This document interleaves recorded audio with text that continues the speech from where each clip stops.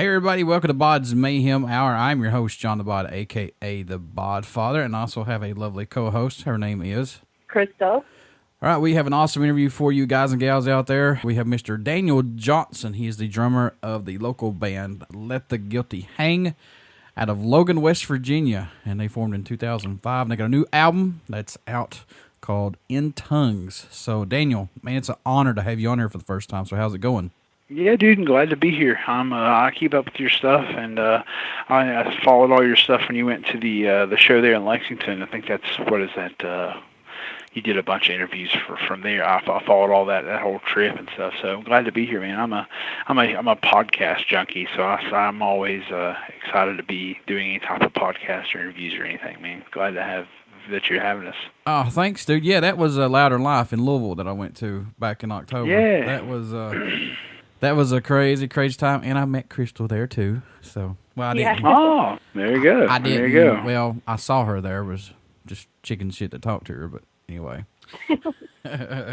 So, what's impressed you the most about making the new album In Tongues? What's caught your eye about it, if any? Man, we're a weird band. We're probably one of the longest running bands in West Virginia right now that hasn't really stopped playing since we started. I mean, we've took 6, 8, 10-month hiatuses at times, but we've always been a functioning band since we started. So we've been a band for over 10 years now. I think the thing that got me, that's the most interesting, to see how technology has moved from the time we recorded our first record till now. We recorded our first record with Aaron Fisher at 101, and that's where all the Byzantine stuff started in Sissonville. They did the first Byzantine record there and used it for a lot of the rest of the record. I think actually most of the first 3 were done there. I know mixing and stuff was done elsewhere, but I've known Aaron for years, and it was a great thing. Aaron's more of a rock producer, and it was one of those things like, hey, I know a guy who has a studio and he's a friend, so let's use that. There definitely wasn't there was no thought about trying to get a metal producer or any of that. So when it came time to do the second record, our friend Eric, who we had toured and traveled with in previous years in a band called Timeless Memory, he went to Full Sail and he came back and started his own studio called Domicile in Cross Lanes. So we show up at his studio, which is a basement of a house, and I'm like, okay. And if you've heard anything off the new record versus the first record, you can see how far technology has came and what you can do in a basement of a house. Yeah. I mean, it's astonishing. I mean, with Pro Tools and just a few decent mics and a good set of ears, we made something I'm really, really proud of with on a budget. And I think the technology of it all kind of is what shocked me the most, is how much you can get for how little, Mm-hmm. Yeah, a lot of bands, I've heard pros and cons from both of it. A lot of old school guys want to stay in the studio and do it that way because they think that, well, the newer stuff that's coming out, being recorded that way, doesn't have that full effect for them. I don't know why, but things change. I think I stay pretty up to date with technologies with music recording and stuff, and I think what it boils down to is, like, as long as you do your drums in a fashion that is going to get you the best drum sound, really amp modeling technologies at such a high level now that you can make, your tones and stuff you can get are amazing. I mean, they're unmistakable. Like you can't. I guess that's the wrong term. You can't differentiate between what is what. There's no way to tell. I could play you an A B from a guitar, and it could be through a $4,000 amp, and the other be through a processor, through a Fractal, or through some type of one of those Kemper amp profile. I really doubt that the average listener can pick it out. And vocals, you can really do vocals in any decent room. So drums are the main thing. So we spent a bunch of time getting really good drum tones. Luckily, when I'm not playing and Let the Guilty Hang, I drum tech for bands. So I am pretty.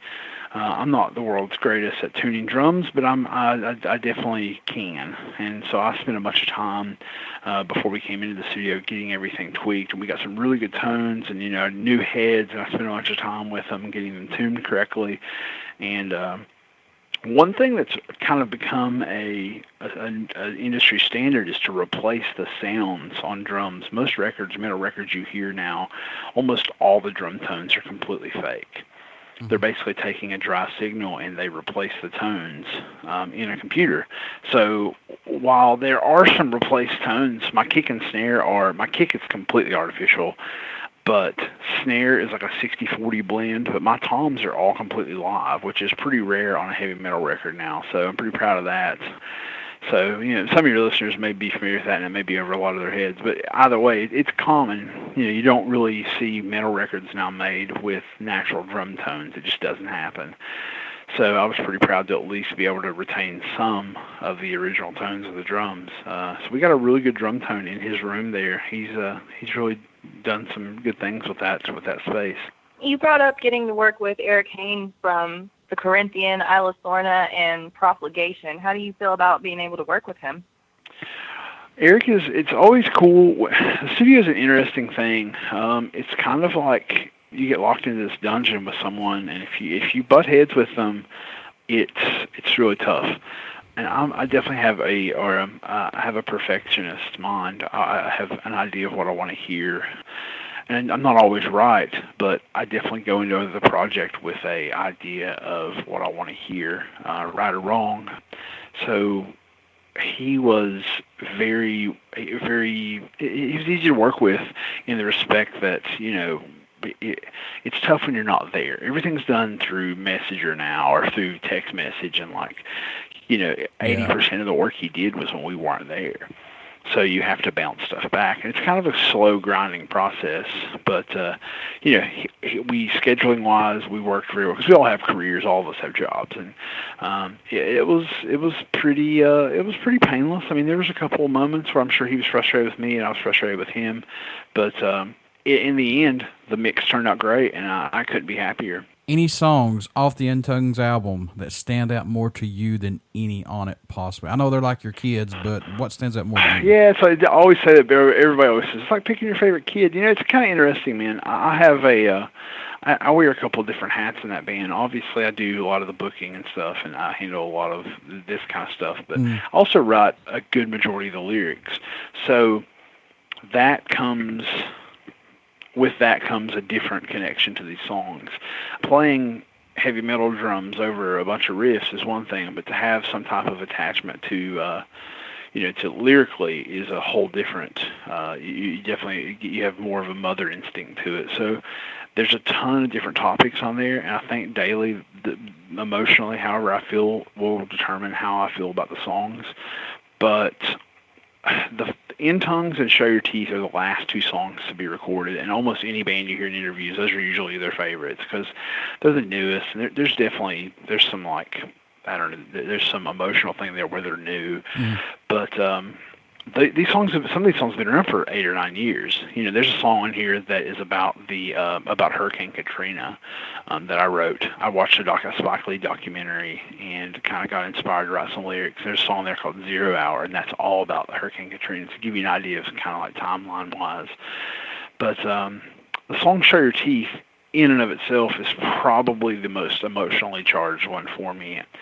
One of my best friends, my girlfriend in high school, a couple years ago, she lost her son to cancer, and it was a very public thing. It was all over there was news agencies, and everybody picked it up, and it was a big thing. He was really young. He's a young kid, and he lost his life to cancer. So, jeez. Yeah, it was very, very brutal, and she's super great, and her husband's super great, and they were just.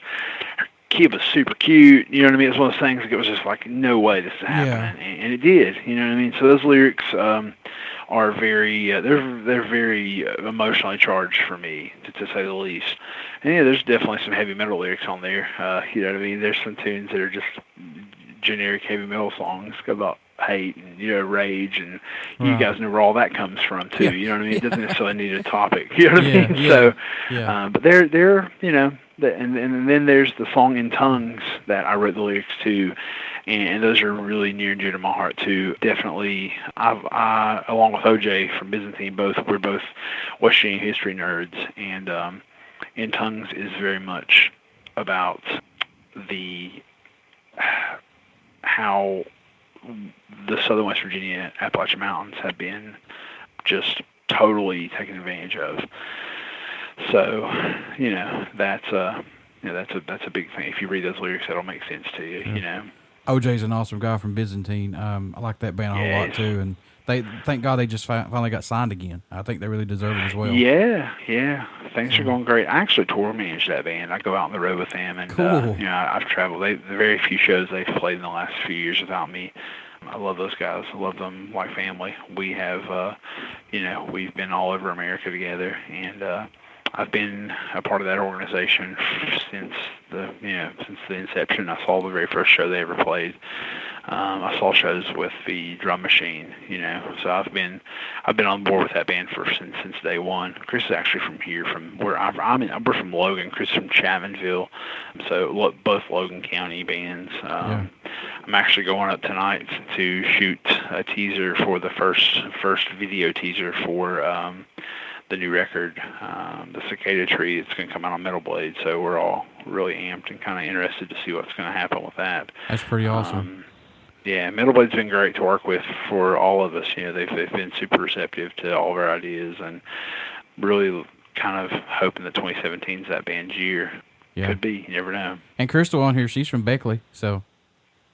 Yeah, Matt Bowles, their drummer's from Beckley. Matt was in a band from up in Beckley. They played for years and years called, I'm going to drop it. I was trying to drag that out so I could come up with it in my head, but they had Our Malignant Beloved. They were kind of a math metal, Meshuggah style band. We played some shows with over the years. Matt's from that band. That's the new drummer for Byzantine. He's been great to work with, and we have a really small camp of guys that we work with. In that band, there's not a lot of people involved in that little inner circle, so that's definitely like family. So Matt's been great to work with. I've been there longer than Matt has, you know what I mean? Yeah. But he's a Beckley guy, and we're super glad to have him on board. I want to go just touch on something right fast, and I'll let Crystal on here to do her question. You mentioned that your old girlfriend, her kid had cancer thing.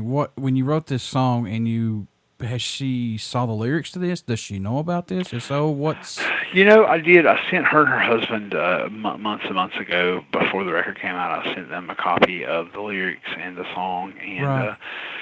And just to kind of, to get, they both were, receptive and, just had good things to say. I think my thing was I didn't want to, put this song out without kind of having their blessing. And, I was able to get that. And it was definitely a good thing. But I don't know that I've ever talked about the fact that song's about that, so this may, I haven't really told anyone that. No one's asked, so I haven't really talked about it. It's not something I like to bring up often, but... Right, well, yeah, right. It was just the bummer of the situation, That breaks my heart, man. Yeah, it sucked, dude. He was, I can send you some stuff offline, but, really, if you search West Virginia childhood cancer, his name was Gabe Lyle.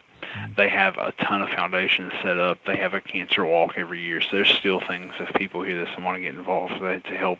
Luckily, though, there's a bright side to the end of that story. Is they ended up having a little girl here a year and a half or 2 years ago, and so they were able to have another kid. And so far so good. She's gorgeous, and see her on Facebook growing up like all my other friends' kids. So I guess there's a little bit of silver lining there, but it was a tough time. It was a tough time for the whole community. I think everyone kind of felt the effects of that while it was going on.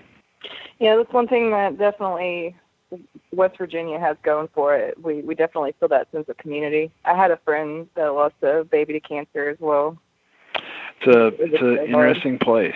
We, like I said, I've been all over America, and I have friends all over the country and all over the world. And here it's a little different. You know your neighbors. You know what I mean? A lot of places in this country you don't know your neighbors. So, I know everybody in my community that I grew up with. You know what I mean? If I don't know them, I know their kids, or at least some.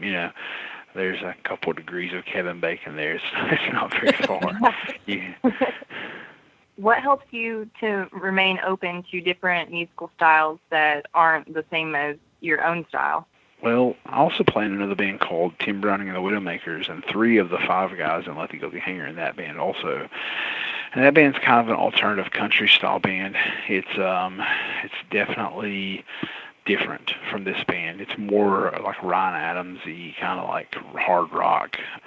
So that being said, we I don't know. It's for me. I have always loved different genres of music. I just put up my top 30 records of the year, and I mean they range everywhere from like Abbott, from Immortal, like super heavy metal, like dark black metal stuff. I mean, obviously, new Metallica's on there. This band band called Catatonia from Sweden that I love. I mean, and the new Anthrax is on there. But I also have like the new Weekend record. I think it's fantastic. The new Drive By Truckers is on there. I love alternative. I love country music. I put the new Sturgill Simpson and the new Blackberry Smoke in the top 5. Country music? Really? Oh, yeah, man. Love. I think Sturgill Simpson, I tell you what, as it goes for me right now, people who I think are going to be the next big thing. There's a kid from down your way named Tyler Childers. I'm sure you've heard of his name. I've heard of that, yes. Yeah, I won't be shocked if he's the next Chris Stapleton, and he's potentially the best thing going right now. I think it's his record's coming out this year. I think there's some talk of people who've had their hands on it. There's some big names that are being involved in that project. So I really see Tyler being huge, and he's an Eastern Kentucky boy. So, but yeah, man, I love I have a Motorhead tattoo. I have a Metallica tattoo. I have a Waylon Jennings tattoo. I have an AC/DC tattoo. I have a Johnny Cash tattoo. You know what I mean? Like, so I just love music. I think that great songs are genreless. I always have said that. Yeah. How much? I agree. I'm sorry, Crystal. Go ahead. It's okay. I just said I agree. How much growth musically, Daniel, have you seen this band go through up to the release of In Tongues? Well, I was probably 24, 25. So I think we've been through births and deaths and near breakups and fist fights, and it's any band who's been a band for 10 years, they all have that story. If they don't, they're lying. Yeah. Right. There's two types of bands out there: bands that fight and liars. Bands that lie. So it's. We grew as humans, not to mention as players. I want to believe that us keeping our ears open to new music and, not being held to a genre. We're all very, very influenced by Swedish metal. We all love bands like Soilwork and The Haunted, At the Gates and that kind of stuff. We're really all huge fans of that. So we're not sitting around jamming the new Disturbed record or anything. That's not really any of our thing. I don't really do the radio rock stuff, and it's not to say that it's bad. Everyone has taste. It's just not for me. It's funny. Our band all has, barring our new guitar player, but we all have Metallica tattoos. We all got Metallica tattoos because we always joke that the only thing we could all agree on was Metallica, so we all got Metallica tattoos. So, it's that's kind of where we're at. I mean, there's definitely a crossroads there. I mean, some people are into crazy stuff, and some people are into everybody. Our bass player Adam, he's a few years younger than us, so he's definitely into more alternative music and stuff that I may not even, like the band Modern Baseball, I don't know if you've heard of, stuff like that, stuff that's kind of hip and young, and that I'm not real receptive to, but he loves. So there's a lot of different characters in this band. So, I think that's the big thing is we all meet at the crossroads of just good songs that are aggressive, heavy metal. There's a few bands, The Haunted, Metallica being two, that we all really agree on. Crystal, we got to get Metallica tattoos and be initiated into Let the Guilty Hang. Yes, that's right. We'll do it. We got to get our guitar player one first. We need to get him on board. He's we had a guitar player change a couple years ago, and he doesn't have any tattoos, I don't think, and he needs one too. Crystal's got 15. Oh, I'm covered. I think I have that many. I've got 8, I think. Yeah, I have a ton. We all have a good bit, but I mean, I have the Elm, the classic Elm. I just got that, and then I have some lyrics. I have "Luck Runs Out" tattooed on my elbow. which is, Death Magnetic lyrics. So, but yeah, my bass player has Lady Justice on his arm. Oh, nice. Hopefully, and my guitar player has the old puss head hammer of Justice, the four faces on the hammer of Justice. There's my old guitar player who left the band. He has the Ride the Lightning logo, and then my singer has some Black Album lyrics tattooed across his stomach, Philip Anselmo style. So hopefully I'll have one of them on the show soon. Oh, that'd be great. That'd be great. Trying. I mean, that was the email I got back the other day, so we'll see. Yeah, that's great, man. I don't know if you're familiar with the Jamie Josta podcast, but I listen to the Jamie Josta podcast every day, or every week, I should say. And I know he just had Kirk. Kirk's doing press apparently for new records, so he's had Kirk on. So that'd be really cool. What do you hope the fans take away from the new album In Tongues once they start to listen to it, Daniel? It's funny, man. To answer that honestly, my goal, I guess, is to be. I work really hard to make sure this band isn't pigeonholed as a quote unquote stereotypical local band. I want the album art and the whole thing to be just I want it to feel like it would not be foreign on a record store shelf anywhere in America. As much as we love being from West Virginia, I want to work to be just a heavy metal band, not a local band. These are real songs, and they're not. I just wish people would take a second to, obviously to buy the physical product and look at the work we put into that. I mean, we pressed everything on LP, 180 gram vinyl with lyrics and everything. So it's a real product, and we put a bunch of money into it. And just because, why do it if you're not going to do it to the highest of your, and something to meet the quality of the music. We all believe in the songs. So the goal, I think, for us is just to have people take it and listen to it and see that we're not a bar metal band, or it's real heavy metal.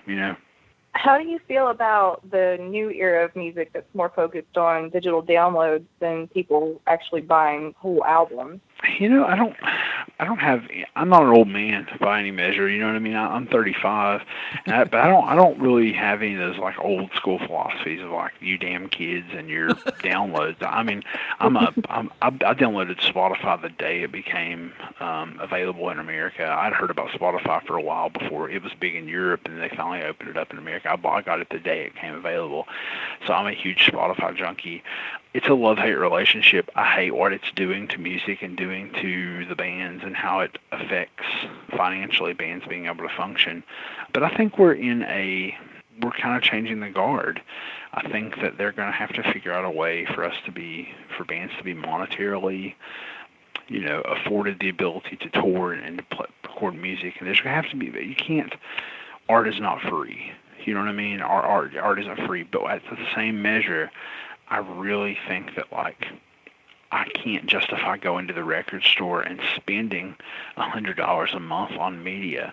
I just can't do it anymore. I did it for years. I used to run record stores. I worked for FYE for years and years and years, and I just can't do it anymore. I would literally live in poverty if I bought every record I wanted. It's so expensive, and it's just, I try. I mean, here's the thing that I do. If I like your band, I will buy a T-shirt. If I like your band, I will come see you live.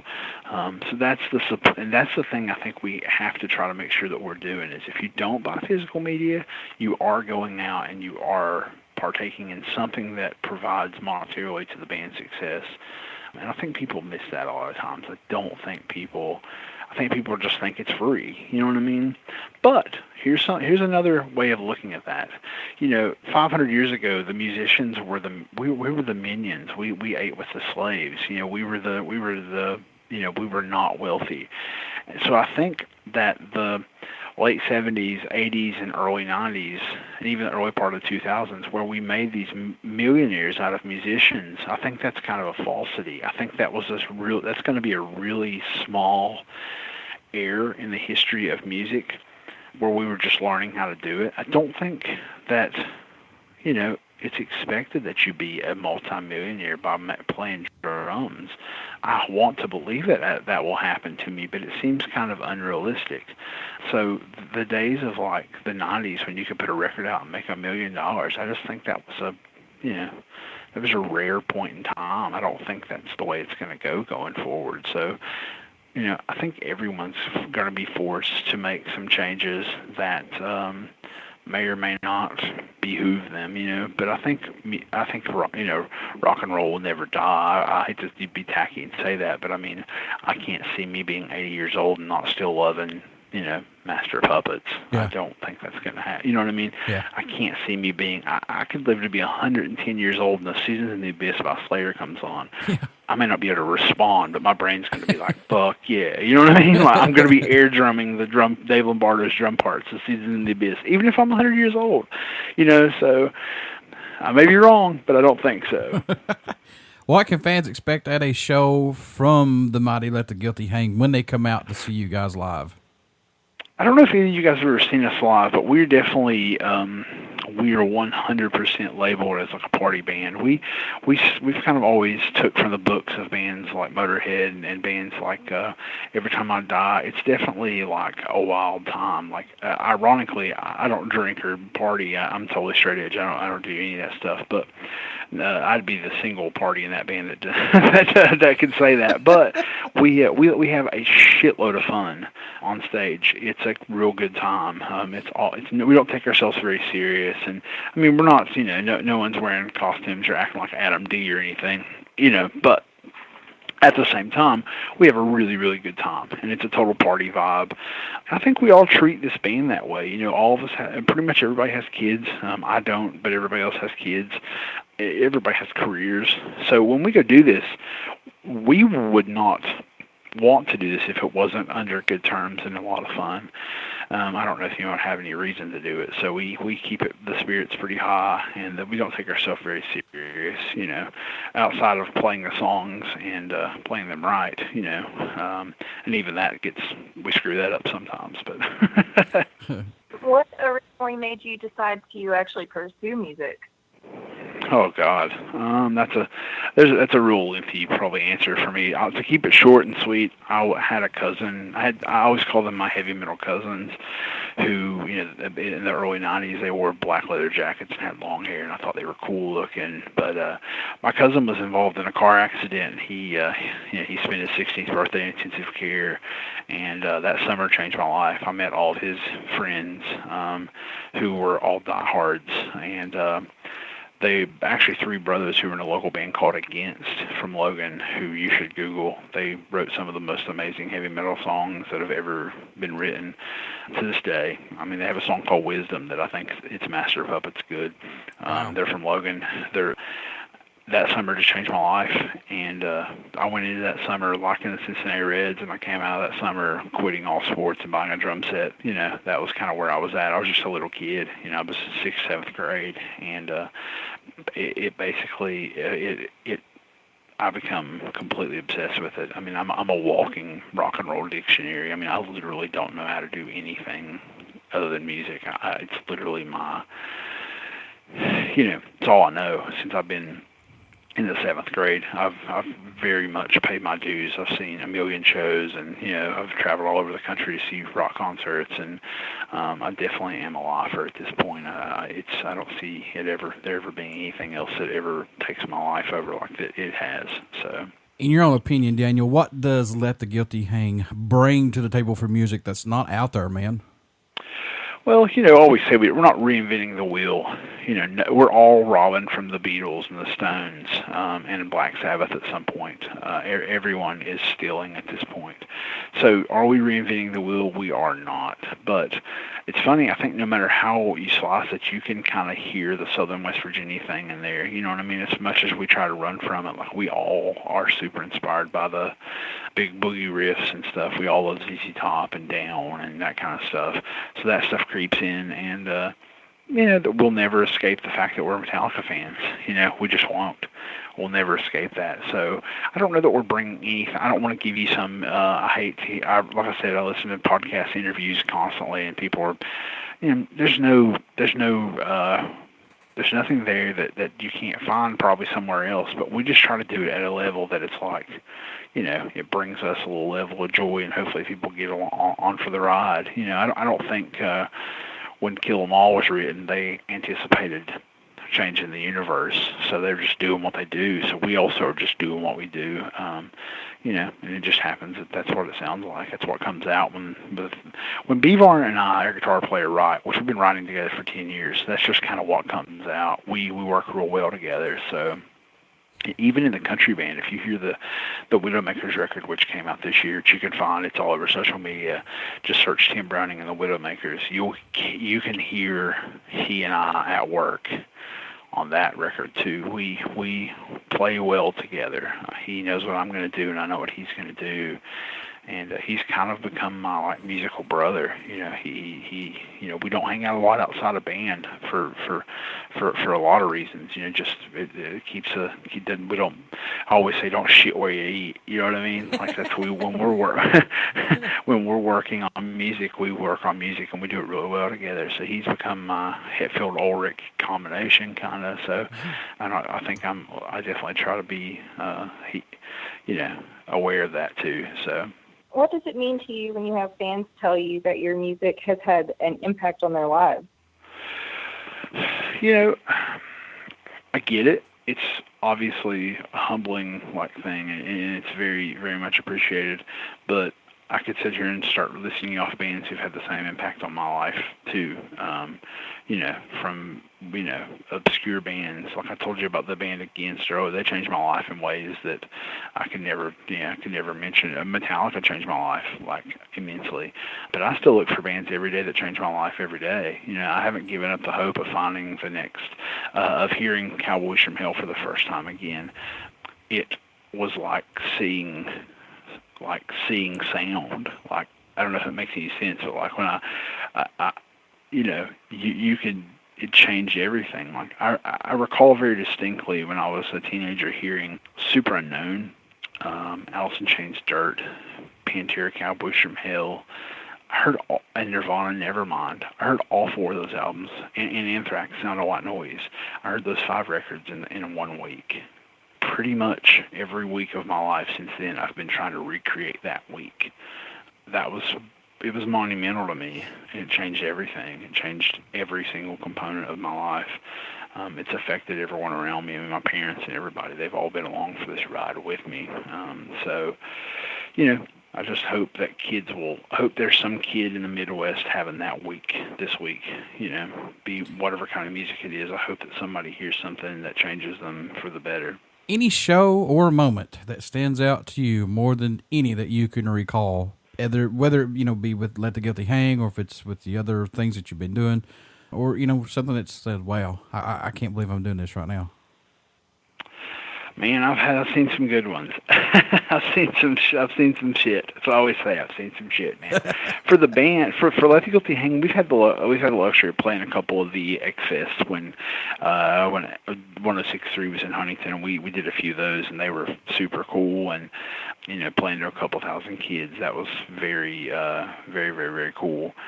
And we've played a lot of real shit shows too, but we've played some really remarkable stuff. We just had a remarkable show a couple weeks ago in Logan. We co-headlined with Byzantine in our hometown, and 150 so of our closest pals showed up, and we partied and had a good time.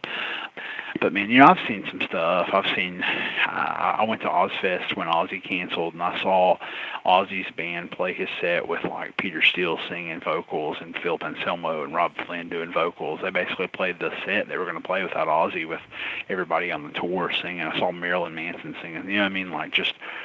That was in the late 90s. I've saw Metallica one year, and James Hetfield crashed a jet ski, and Darren Malakian played rhythm guitar for the entire show, and Jonathan Davis came out and sang a few songs. And Darren Malakian, I've seen some those kind of moments when it was one-offs that you would not see.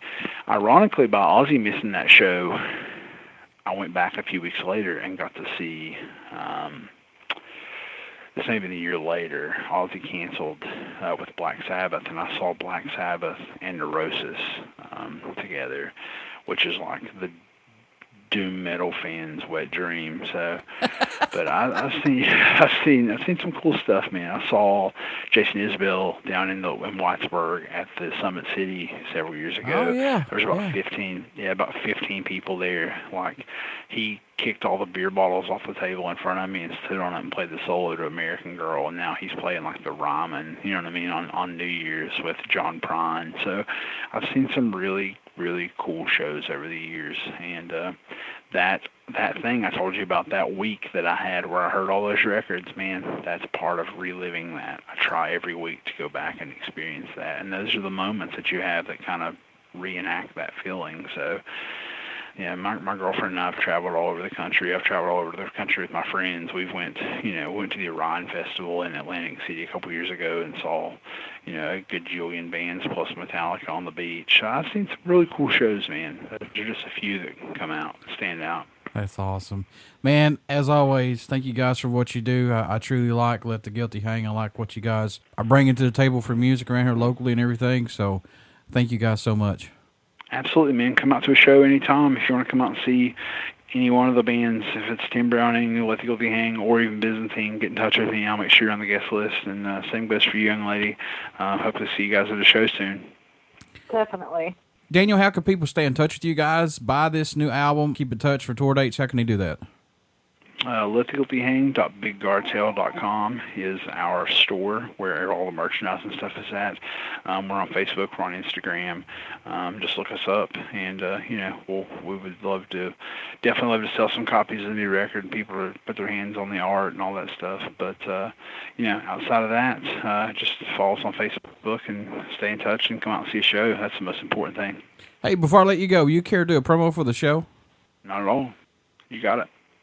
This is Daniel Johnson of Let the Guilty Hang, and you're listening to BODS Mayhem Hour. Rock and roll. Everybody stick around. We got some great music coming up, and you only hear these interviews right here on BODS Mayhem Hour and Uber City Radio. And always thanks for my co-host. You're welcome. You supposed to say Crystal. Crystal. We'll see you next week. Thanks, man. You got to have a fancy name, Crystal. You got to come up with a fancy rock and roll stage name. Oh, Crystal yeah.